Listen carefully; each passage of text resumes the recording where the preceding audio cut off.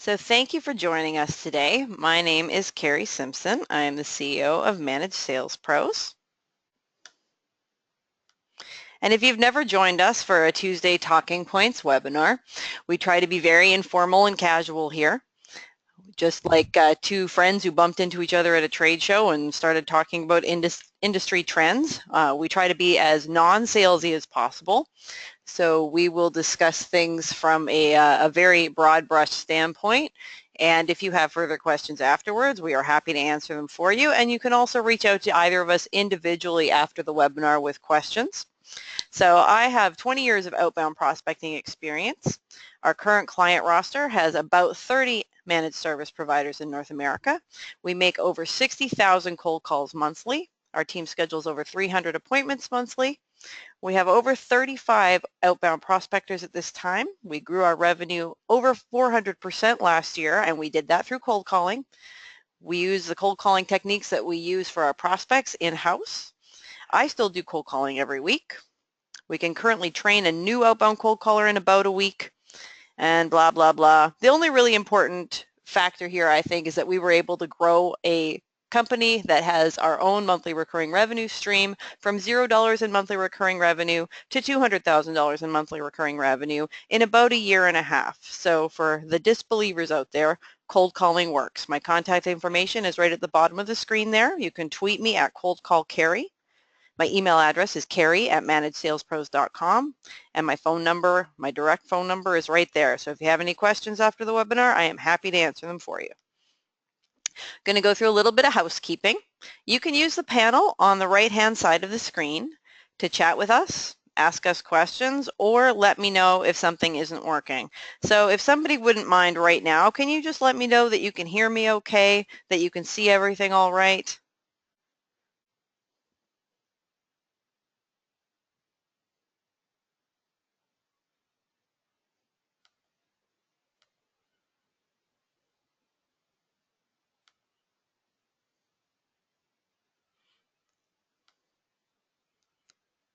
Great, thank you so much. All right, we're going to get started. So with me today is Tim McNeil from Osprey Strategic Research. How are you today, Tim? I'm doing well. How about you? I'm very well, thank you. As anybody who popped on the call earlier will know, I am in Florida right now. I shooed my kids away so that I could have the house to myself to have do our webinar today. So for anybody who is not familiar with Osprey, Osprey and Managed Sales Pros are competitors, but we are both geographically exclusive to our client base. So we are very often cooperating with each other. There's no shortage of business in the managed services world, and we both firmly believe that sales prospecting is important for the MSP market. So neither of us hold leads close to our chest. If we can't support the business, we generally will make an introduction to each other. We share best practices and referrals regularly, and we try and keep each other on our games. We have a firm do not be a jerk policy in the market. So Tim, if you don't mind, can you tell me a little bit about you? How did you Yes. end up in this game? So well, first, just hi to everybody out there. A real quick 60-second commercial on myself. I am originally from Rochester, New York. Played hockey my entire life. Was lucky enough to play hockey and graduate from Plattsburgh State University in very upstate New York. Eventually moved back to Rochester, was an insurance agent for about a year. Learned pretty quickly that wasn't for me, so then was looking for a change, picked up, moved to Connecticut, was a recruiter for 3.5 years, and then in September of 2009, I eventually got into the MSP world. So I was on the sales side at an MSP in Hartford, Connecticut for 4 years. During my time there, I sold 113 deals total, and it was a pretty even mix between ongoing support and projects, weighted a little more towards the project, so it was probably about 45% recurring revenue, about 55% projects. And then from there, about a year and a half after I started in the MSP world, we hired a sales manager to grow even more. And that person actually ended up being Rob Rogers, who today is my business partner at Osprey Strategic Research. He was able to come in and tweak some of the systems that we had and just kind of simplified the sales process for us. And we grew from 12 people to 25 people in just under 2 years, or just about 2 years. Took that company to an Inc. 5000, fastest growing IT company in the state of Connecticut, as well as they hit the MSP Top 501. So it was right around that time that Rob and I sat back and said, if we can do this in Hartford, which is not the hardest market out there, but definitely not the easiest. It's a pretty hard market. Anywhere. Yeah. We've been in Connecticut. I mean, we're kind of, it's what we were born into, so we were kind of used to it. But yeah, I mean, we did it in a pretty tough market. So we sat back and said, hey, if we can do it here, we can do it anywhere. So we put together a business plan, went to our old employer, said, we got a great idea. You're going to outsource the sales position to us. And that's how we started. That our old employer is actually still a client of ours. That was in November of 2013. And we now have 25 MSPs that we work with in different capacities around the country. Excellent. So let's see, should we answer the big question that everyone, of course, always wants to know? How much do you charge and how do your programs work? All right, you don't have to share pricing with us today, but how do the programs at Osprey Strategic Research work if you were going to pitch against our company? So Osprey and Managed Sales Pros are going up for the same piece of business. What is your key differentiator? What makes you different from my business? So I think probably the biggest difference between the two of us, I mean, look, we both know the MSP world very well. I think probably the biggest difference is we tend to, we attach drip campaigns with all of our cold calling efforts. So just as an example, like when we were in the MSP world, one of the things that helped grow us so quickly was the fact that we had a monthly drip campaign in conjunction with our cold calling campaign. And look, there's plenty of stats out there that say it takes 7 to 12 times to drip on someone before they know that you exist as a company. And our philosophy with the drip campaign and the cold calling campaign is you get to that 7 to 12 touches faster in a very professional way, and it helps you drive business just that much more. It helps you set up appointments that much faster. So that's obviously the main focus of what we do, but we've also been lucky enough to have Connectwise approach us to be speakers at IT Nation the last 2 years, and also for 3 regional breakout sessions. And what we learned it was a total of 10 speaking engagements, and what we learned during those 10 speaking engagements was that the leads are obviously important. Everybody needs them, but there's also a very large need for sales training and sales management. And even beyond that, there's also a segment of companies that they don't really want an outbound cold calling campaign. They're more interested in like a Google Adwords campaign. So we, what started off as a lead generation company in the beginning has kind of morphed into a full business development company with lead generation, drip campaigns, sales training, sales management, and helping companies manage their Google AdWords campaigns. So that was a very long-winded answer, but I would say the biggest difference, the biggest difference again is the drip campaigns, and we also work in Connectwise, and we work in our clients' Connectwise, and it's something that we've been working in since 2010, and we continue to use it here at Osprey Strategic Research, as well as the majority of our clients use it currently. Okay, so that brings me to the reason why we invited Osprey to join us today on Tuesday Talking Points. So our goal is to provide meaningful and useful content for MSPs, whether they're working with us or not. So while Osprey and Managed Sales Pros both take 2 different approaches to outbound, we have chosen to focus exclusively on calling and let other companies deal with the drip marketing.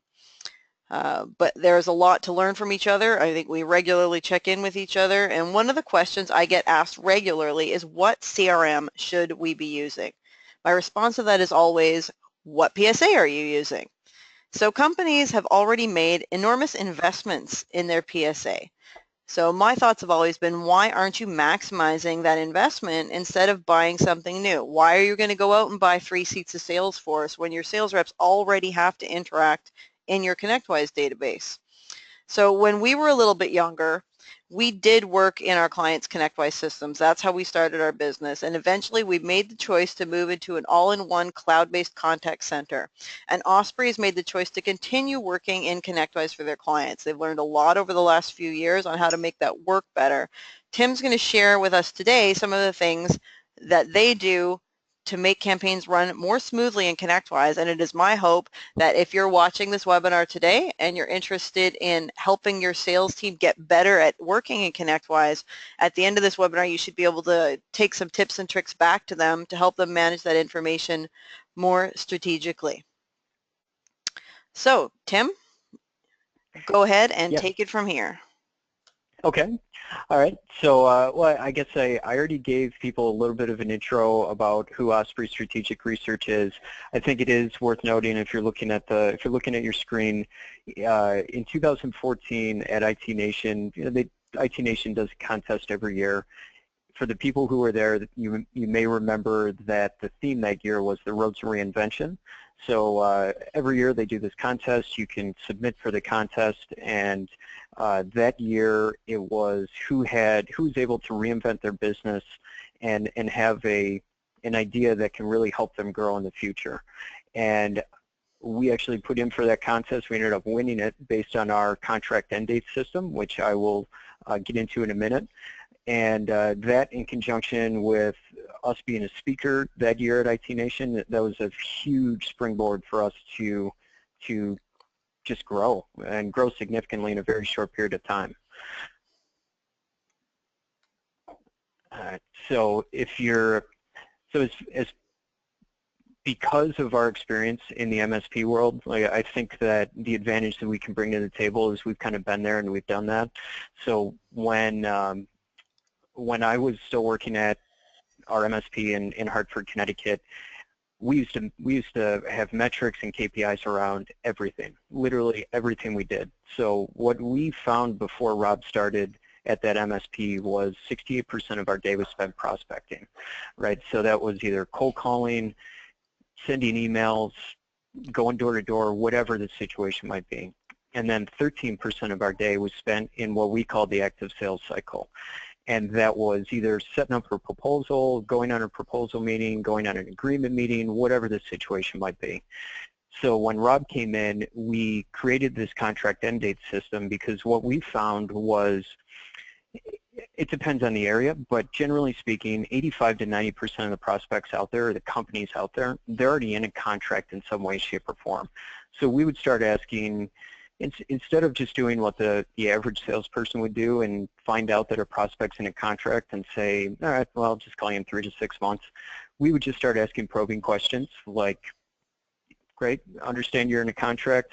Can you tell me what kind of contract you're in? You know, who are you working with now, and when does that contract end?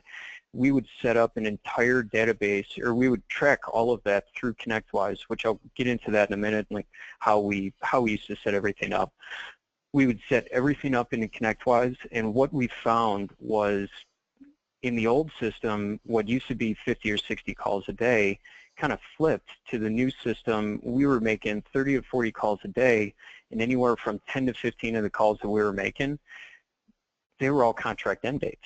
So we knew that we were calling on companies where that contract ended in the next 3 to 6 months, and we were able to, that's a huge reason how we were able to significantly increase our business so quickly when we were in the MSP world, and we're finding the same results for many of our clients currently.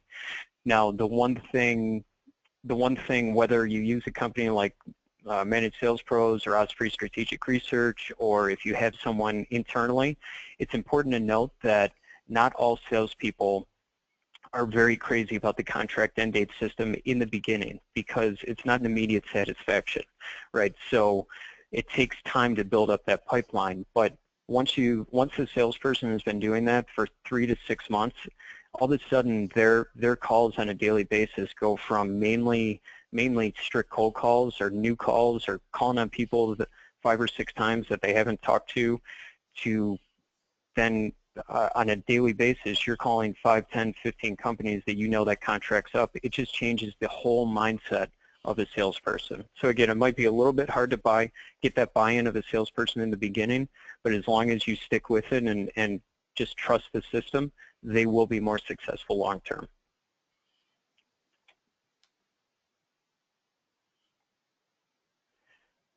So that so within Connectwise, the way we would document those contract end dates, we put them in 3 different spots, right? We put them within Marketing Manager. We create a group for contract end dates, and that gets an email blast every month. We would also change the subject line within the activity to read CED or contract end date with the month and the year and how many devices that company had, as well as in the companies tab under the types pull down, that we would have a designated CED area. So the advantage to having those in all 3 areas was, look, there's a lot of salespeople out there. Some are good, some are bad, some are middle of the road. No matter how many salespeople you have coming through your organization, if they all are documenting their contract end dates and putting them in those 3 areas, you're going to be able to track within your Connectwise like let's say a salesperson leaves after 3 to 6 months, that next salesperson that comes in, they're going to be able to hit the ground running that much faster. I mean, you're still going to have to go through the training like you always do, but the advantage to having those contract end dates right out of the gate is they can start booking appointments faster, which is going to lead to more meetings, more proposal meetings, and more closed business. So the second thing within Connectwise that we've been able to utilize from an outbound prospecting perspective is the activity point system within Connectwise. Next one. Yes, please. Sorry. All right, there you go. Yep, thank you. So just know that this is something that's completely customizable, and anybody that uses Connectwise currently can set this up. The way we do it here at Osprey Strategic Research, and the way we teach our clients that we're doing sales training for, is to start your day at 100 points. So what does that mean? So a call equals 1 point, an email equals 1 point. If you get a contract end date, that equals 5 points. If you get an appointment, it equals 15 points. Just to give you an example, we've got a client in Florida. They're kind of in between Fort Lauderdale and Miami, and we're doing sales training for 2 salespeople. One of them, when we started working with this company, the owner was convinced that he had 2 very effective and very good salespeople. What we found through implementing the activity point system was one was good and the other was not as good. So we were able to show in a very black and white fashion where he was ineffective, and we were able to train to that. Now, unfortunately for that person, he wasn't able to adjust, but for the second salesperson that was already seeing some success, it made him even more successful. I mean, he's getting in what we have found here at OSR to be one of the hardest markets in the country. Florida? He's getting, yeah. Oh, yes. Yeah. Agreed. Yeah. Yeah, in the Miami area, and yeah. I mean, it's just, it's awful. It's its own beast. It's its own beast. It's unbelievable. But so what we found to be one of the hardest markets, this guy, he's getting 2 appointments a week, and he's doing networking, and he's getting in front of a lot more people, and he's doing it all through tracking all through the activity point system. So we're able to metric out everything, which has been extremely successful. So can I ask a couple of questions about that? Can we pause here for a minute? So the last slide we discussed putting the contract end date in 3 separate areas in Connectwise. Yes. Is that one of the reasons that sales reps are finding it challenging at the beginning, adopting what appears to be a redundant activity, but an activity that's actually going to make all of their data searchable in the future? Yeah, I would say that that's a great question. I'm glad you brought that up. So that really is that's the hardest buy-in, right? I mean, you want to, whenever you have a salesperson, you want to limit the amount of clicks that they have per call, and with whenever you get a contract end date, there are a few extra clicks, but the reward for that in the future is so much greater than if you don't.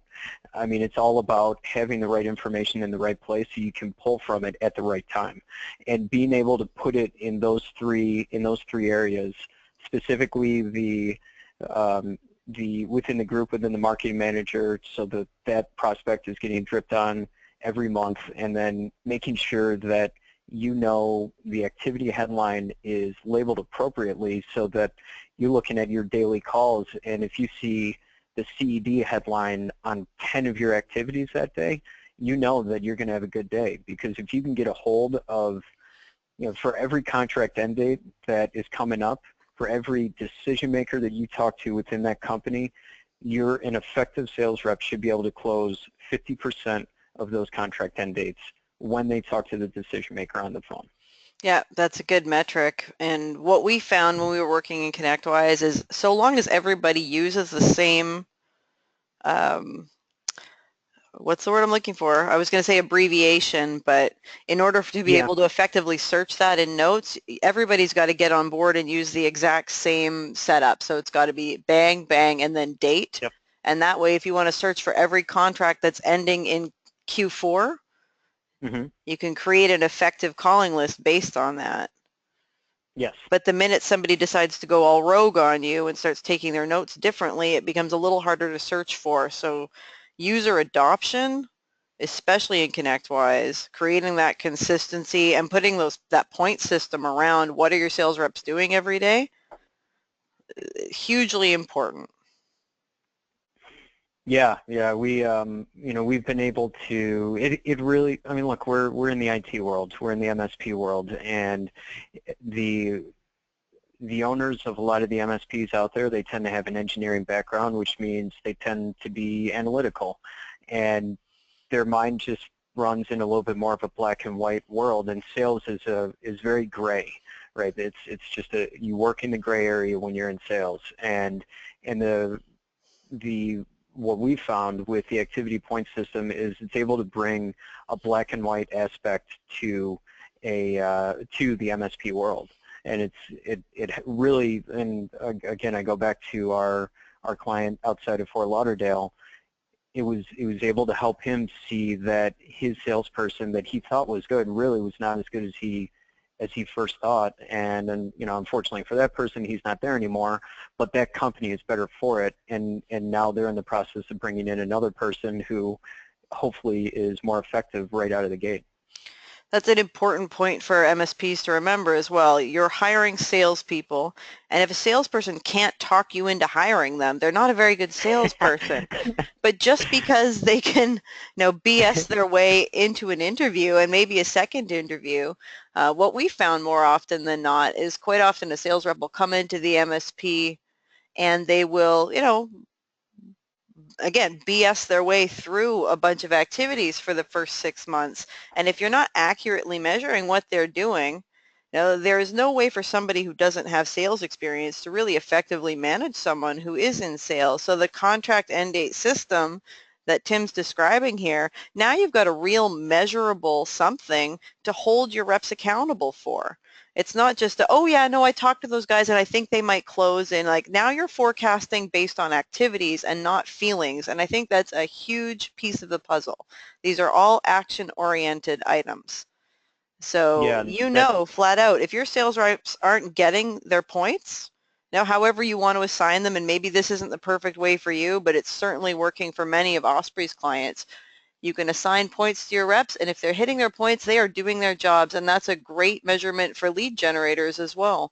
There are a lot of things that you can measure success on, even when those deals haven't started hitting yet. Like it's pretty rare. I mean, Tim, how often do you get a meeting on a first call? Like, hey, Oh, yeah, come on in. We got 100 desktops, 4 yeah. servers. Yeah, we're looking I for a new mean, IT company right now. when it happens, we might as well throw a party for it. It's pretty rare. It's pretty rare.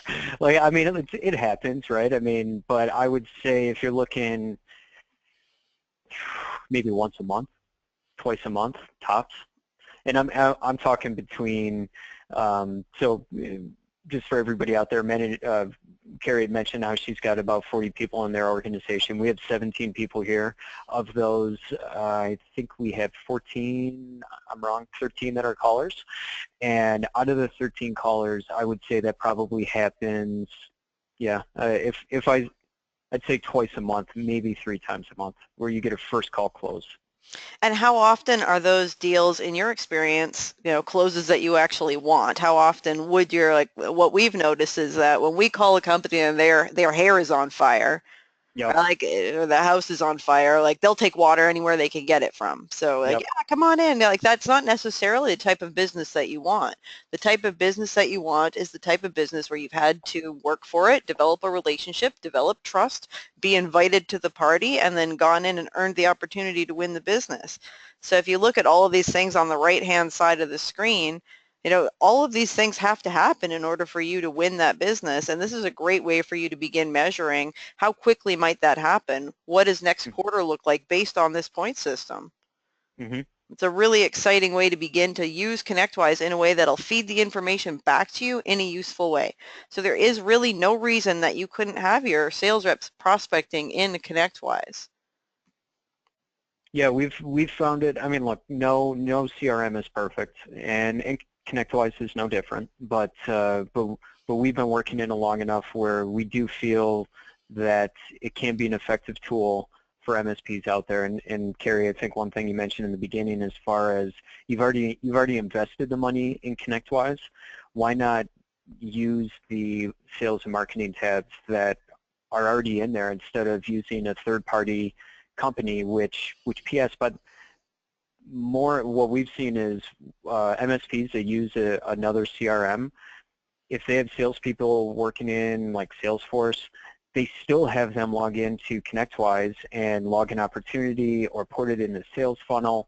So at what point do you just say, look, we've already got it, let's just use it? And I think that the activity point system is a good example of why companies should at least start trying this and see how it works for them.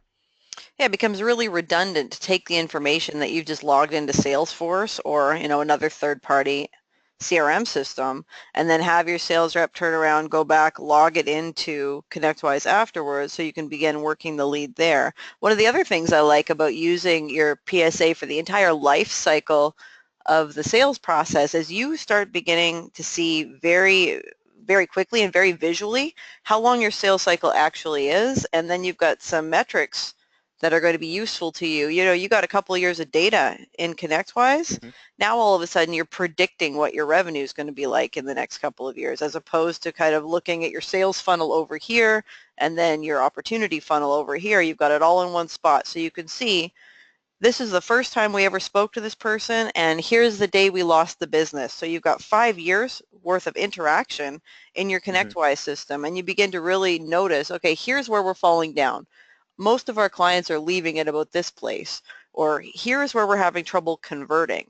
If you don't have all your data in one spot, it becomes very, very difficult to figure out when those things are happening and to predict patterns. So there's a little Absolutely. more work to set up Connectwise, but once you've got it working and you've got user adoption, and that's, I mean, oof, change management is hard. When we moved from Connectwise to the CRM that we're using now, we had to retrain everybody in our organization to do it, and it wasn't a picnic.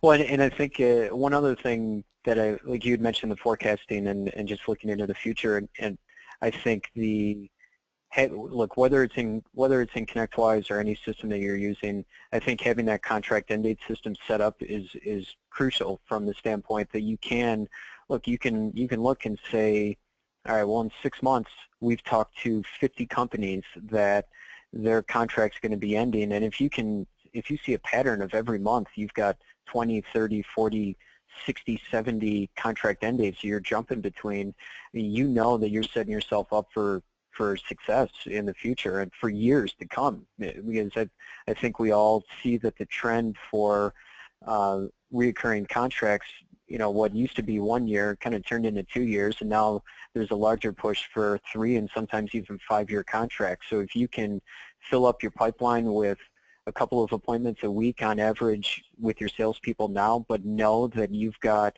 a huge pipeline of contract end dates in the future where you can start picking off those one at a time. I mean, it's just going to help you grow just leaps and bounds. And it's predictable, which is, I think, the big factor that everybody wants to see in their sales process, right? Like I would much prefer to know that every quarter I'm going to close 4 pieces of business based on X, Y, and Z. This gives you a real measurable and definable way to make sure that that's going to happen.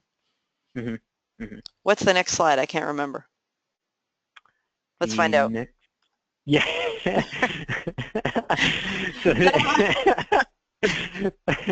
So the next slide has to do, this really has to do with more of the inbound strategies, and I've already gone over this a little bit as far as the drip campaign that we do.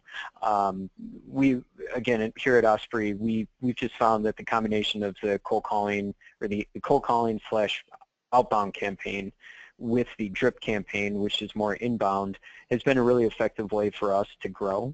And we either do this for our clients, or we just teach clients how to do it, and then they just run with it, right? Mm-hmm. So we tend to break things down into a quarterly basis, and month 1 of each quarter is video, month 2 is a case study, month 3 is an industry article, and then within each month, the first week is dedicated towards creating the content. The second week is just kind of perfecting it, making sure it looks right. The third week is sending it out. And then the fourth week on is when you start monitoring it. Now, what Connectwise did last year that it's probably, you know, I've been working in Connectwise for 6 years now. The best upgrade that they've done on the sales and marketing side came with Campaign Director in just before IT Nation last year. I think it was 15.6 is when they unveiled it. Campaign Director kind of changes the game from a lot of standpoints. The biggest thing is there's no real need for a third-party company anymore. You know, you've got the MailChimps and the Coffee Cups of the world. Before 15.6, you needed to use that third-party company to run an effective drip campaign. And now you don't have to. It's all in there, which is fantastic. I mean, not only is there a lead scoring system that auto-generates activities when people are clicking on your emails, you can have reporting, you can see reporting on it for as long as you have the campaign active, where before it used to limit you to, it was either 1 or 2 weeks. I don't remember exactly what it was. But now, if you send out a campaign tomorrow and someone clicks on it in 6 months, you're going to be able to run a report and see when everybody clicked on it, which is just, again, it kind of goes back to just understanding where your metrics are and just knowing the full just the full sales cycle that you have. I mean, I really can't speak enough about some of the positive things that Campaign Director has done. I will say, just for those of you out there who may use Connectwise that don't have it set up yet, it's a low monthly investment. It's only $50, and just like anything, the first month is free. Some of the advantages are everything is run through Amazon, so you don't really have to worry about the bounce rates. Now, I'm not saying that if you've got a list of 1,000 emails to just send it out and know that you're going to have 500 bounce back, because you're going to get a call from Connectwise saying, don't do that again. But for right now, you're not going to be blacklisted. That's probably going to change at some point, but for right now, that's not the case. The one thing I will say, when you're setting up Campaign Director, if you don't have it set up already, it's crucial to make sure that you do it all in one sitting. Don't let your Connectwise time out, and don't switch tabs, because if you move off of that tab, or if you open up like a companies tab within the campaign director that was setting up, it's going to cause issues, and you're going to have to get Connectwise involved, and they're going to have to help set it up for you. Now, it's not that it can't be set up, it's just going to lengthen the setup process. So just be mindful of that if you're going to set up campaign director if you don't have it yet. Good advice. So.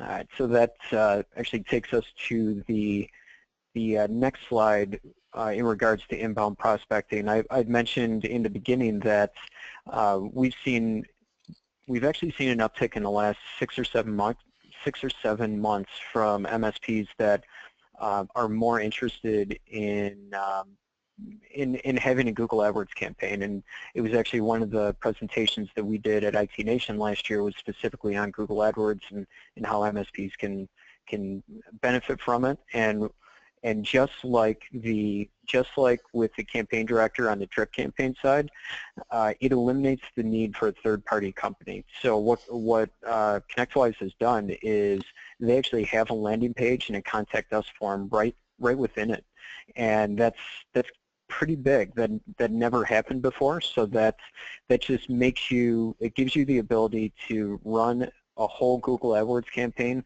from start to finish. So for those of you out there who are familiar with Google AdWords, once a lead leaves Google, there's no real way to track that conversion. But with Connectwise, you can, because it's all integrated into one system. So what we've seen with the most efficient MSPs that we work with, they really have a combination of 3 things. And whether we do it, whether managed sales pros do it, or whether they do it internally and we help coach them through it, we feel like the best strategy is to have an outbound prospecting with the cold calls that includes the contract end date system and the activity point system, with the inbound prospecting of a Google AdWords account and a drip campaign. The good thing about all of those is it creates the good thing about the good thing about the sales tab and the marketing tab within Connectwise is it creates the accountability for the salespeople to really show everything that they're doing throughout the day, and keep track of those KPIs, which is how MSPs grow. So I guess with that, whether you're finished or not, you're finished. Yeah. You can only pause for that pause. Yeah, that pause was just long enough. Yeah.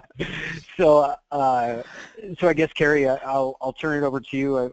If there's any questions that anybody has out there, I'm glad to answer them. And Carrie, if there's anything that you would like clarification on, please let me know, and we'll kind of go from there. All right, I think we will open it up for questions now. So if you have a question, just type it into the question box.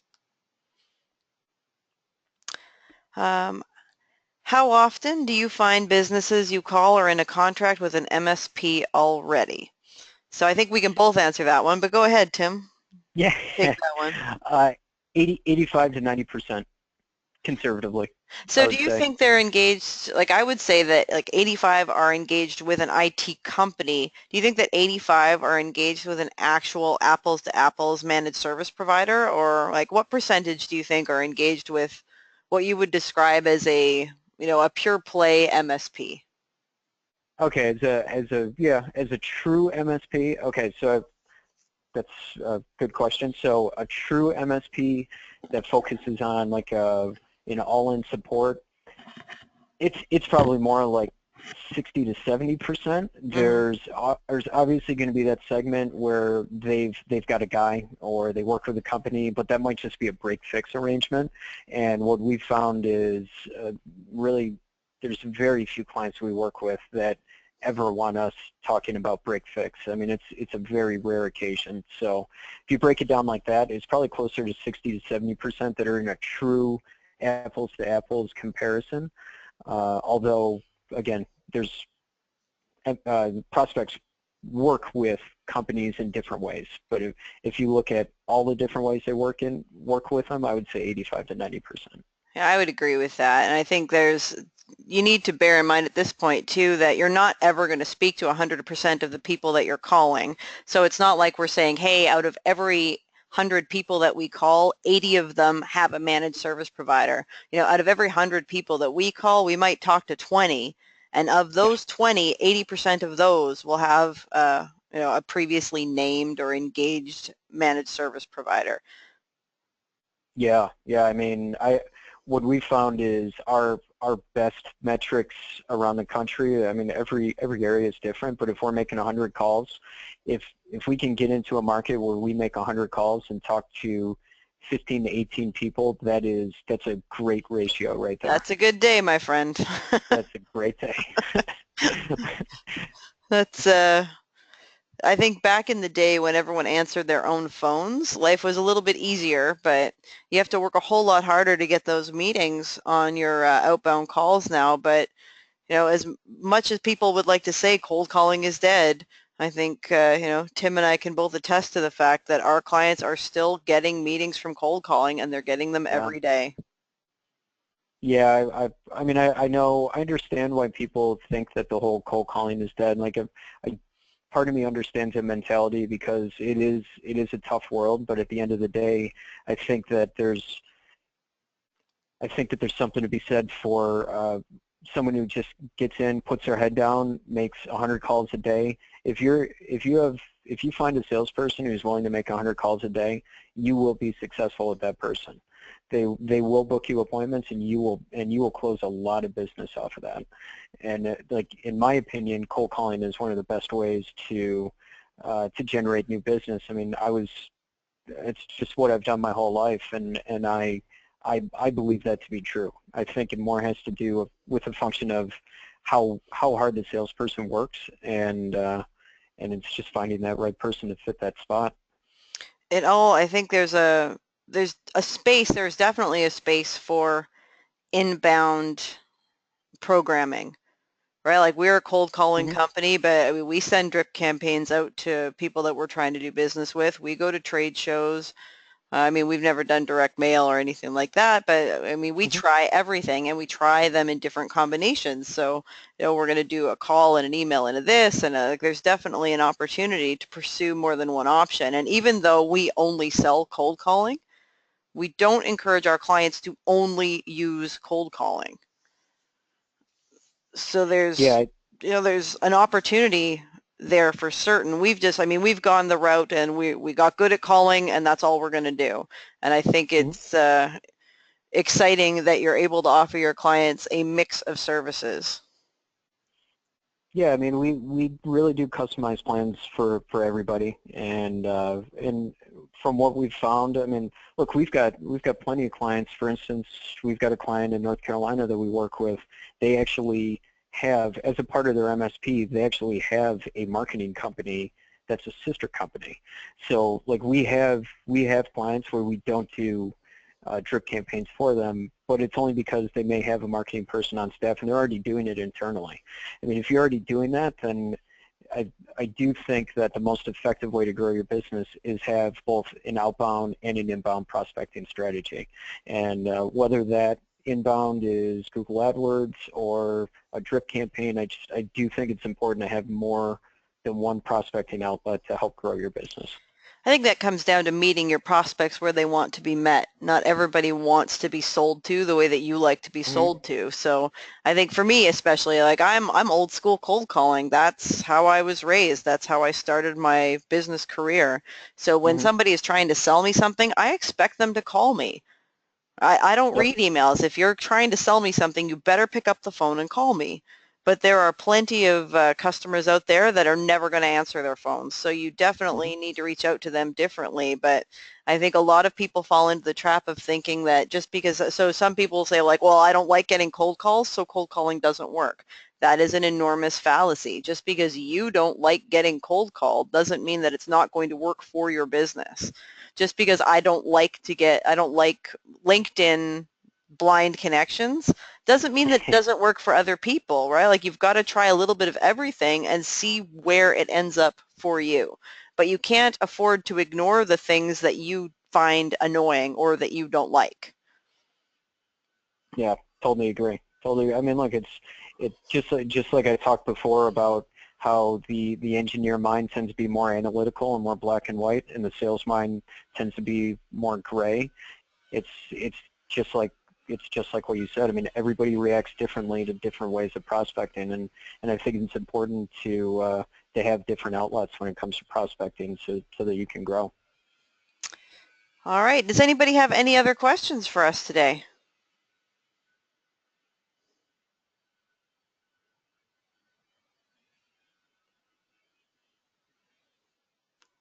Come on, you got two of the greatest cold calling minds in the managed services world, and nobody has any more questions for us? That's fine. I have to go to Tampa anyway. We did such a good job that we answered every question possible. Oh, wait, hold on. How often do you find prospects are happy with IT support versus have pain versus just want to price shop? Ooh, that's kind of a tricky question, because what I would say is it depends. Great answer. Okay, yeah, well, over here on the professional side of the cold calling business, no, that is a hard question. Like that you'd almost have to run numbers from the back end to clearly identify that. Yeah. Well, and I think the only reason not the only reason, but one of the reasons it's a hard question to answer is because initially when you cold call someone, their guard tends to be up. So when you try to book the appointment and they agree to it, and then you go in and you start asking qualifying questions, for instance, like, if there's one thing you could change about your current situation that you think would help you be more effective, what might it be? You're going to get a segment of people that, because they almost don't want to give up that pain point right out of the gate. They want to make you work for it. So it's kind of hard to answer what that is until after you sign up that client and almost do a survey of, hey, what made you come to us? Like, what did we do that was above and beyond what you're getting currently that made you say, I have to change to us?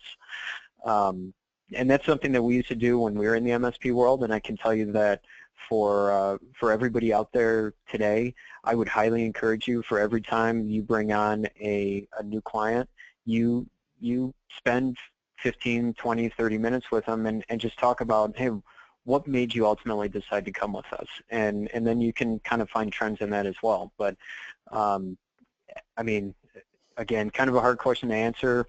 I don't know if that helped or muddied the waters, but let me take a kick at it. So yeah. I think if you're looking at if you're looking at the contract end date system, and I mean, to be fully transparent, we totally stole that from you guys when we heard about it. I was like, yeah, that's brilliant. We're totally doing that from now on. And the reason it works is that it creates the beginning of a relationship with an endpoint in mind, and you can completely market backwards from that contract end date. So you're going to market a little more aggressively to companies that are, let's say within a quarter of that contract ending versus to a company that's still 2 years away. So yeah, is everybody ever 100% happy with their IT support? It's pretty rare that a company will just say, you know what, we're really happy with what we have, get out of here, goodbye. Like, that doesn't happen so often. People are usually open to new ideas and suggestions. How often do you find people who have pain?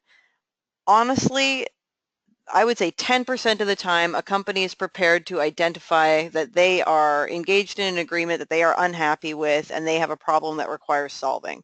Like, that's going back to those magical first call closes. Yep. It doesn't happen very often. And price shopping, I mean, price shopping is an inevitable evil. But there is no reason, like, I'm of the school that is, you talk to anybody who'll take your call for any reason that they want to talk to you. That's the beginning of the relationship. So even if they're price shopping, you don't have to quote on any business that you don't want. You don't have to reveal your prices to anybody that you don't want to. But why wouldn't you have a conversation with anybody that is prepared to talk to you? No conversation is a waste of time. Developing a stronger network in your area is only going to benefit you long term. And you've got the opportunity, even if this isn't a great fit for you today, You start marketing to them. You start marketing to that contract end date. You have a reason to check in with them every once in a while. You're not doing it in a pushy, salesy, annoying manner. They've essentially said, hey, we're off the market for the next 2 years. And you're like, great. I'll check in with you every once in a while, see if something changes. And I think the best way to Mm-hmm. combat that we have found is to say something like, you know what, the worst time to shop for a new IT provider is when you need a new IT provider, right? Like Mm-hmm. if Because your then you're in a house is on position of fire, the weakness. water gets expensive. So Yep. Yeah. it's Yeah. really good to have, it's good to have a friend or a colleague or a peer or, a buddy that you golf with. It's like I dated a mechanic 20 years ago. I still talk to that guy every 6 months. You never know when you need a good mechanic. It's a really good idea to stay on good terms with people. So that's kind of how I Yeah. present we don't have any pain yet. Like, you know what? If you ever do have pain and you have to go looking, that's the worst time. You don't want to be backed into a corner. You want to be able to make a quick phone call saying, hey, you know what? Everything's going wrong here. I could really use a second set of eyes. So that's a really great way to get engaged with somebody, whether they're, just price shopping or whether they may or may not be happy with their IT support. You just want to leave that wedge in there enough to. Mm-hmm. Yep. And that's actually it's funny you say that. So like one of the things we talk about is driving a wedge between, like when we do get that contract end date, driving a wedge between that prospect and their current MSP, right? Because that's depending on when that contract ends or if they eventually move to a month-to-month contracts, because like there's plenty of MSPs out there that when their contracts are up, they don't want to rock the boat, so they keep invoicing, the prospect keeps paying, and life is grand. So if to us, that's a best case scenario, because that gives us 30 days every month to drive a wedge between that prospect and their MSP. And just by going back to that 7 to 12 touches, the more people see your name, the more apt they are to call you when the computers go down twice in a week, or the communication somehow falls behind, or that guy that engineer that they worked with for 5 years, he got up and left and went to another company, and all of a sudden they're all pissed off because they're not dealing with Bob anymore. So like it's creating that wedge with everybody. From a contract end date system, it's creating that wedge as much as possible to get in the door at the right time and show that company the value that you can bring to the table. Yeah, so we've got about 6 minutes left here. So if there's any other questions, throw them forward now. And if not, the recording is going to be available online up on our YouTube site. You'll get a link to it. You can listen to it at your leisure. And will the slides be available today, Tim, if anybody wants them? Are you happy to send them out? Yeah, absolutely. All right. Oh, Yeah, one absolutely. more. Oh, that's actually, yes. Well, I'm glad you said something. Just so for everybody who's on, we do have a step-by-step way. For those of you who may not have Campaign Director set up already, we've got a step-by-step format on how to set Campaign Director up. So if anybody's interested in that, just either let Carrie or myself know, and I'll make sure that everybody gets that. Great. So do you want to provide them with some contact information then? So if they can ask you in person for that Yes. step-by-step process? Yes, my email, I believe, is on one of the, is it slide 5? It's T McNeil, McNeil at ospreystrategicresearch.com, and that's OSPREY strategicresearch.com. And my direct line is 203-872-7703. All right. Well, Tim, thanks so much for spending an hour with us today. Appreciate your time. Always a pleasure speaking with you. Mm-hmm. Yes, thank you for having me on. Well, thanks again, everyone. Join us again next Tuesday for Tuesday Talking Points at 1 p.m. Eastern. Have a great afternoon. Have a great day, everyone.